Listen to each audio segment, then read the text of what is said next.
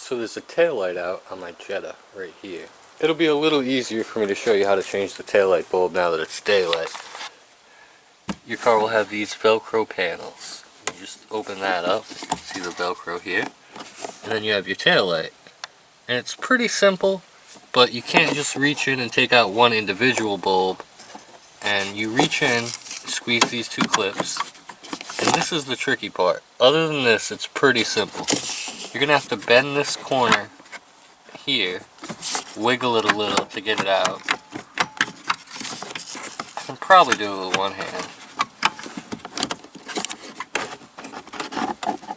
See, that corner is the only thing holding it up. So if you can just use your second hand to bend that.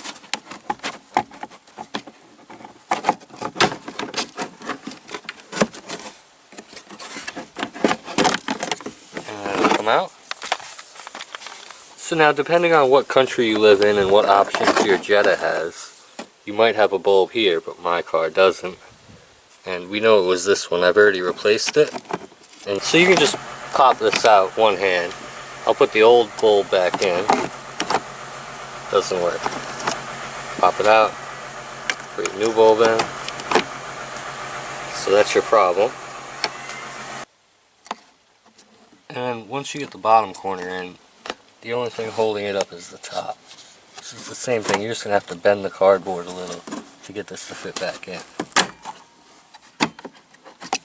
And if it doesn't wiggle, it's clipped in perfect. Close the Velcro door. So it's a pretty easy repair to change the taillight bulbs or any of the brake light bulbs, but you might have a little trouble just getting it past that cardboard foam and the carpet, so you just have to bend it back a little. It's no big deal.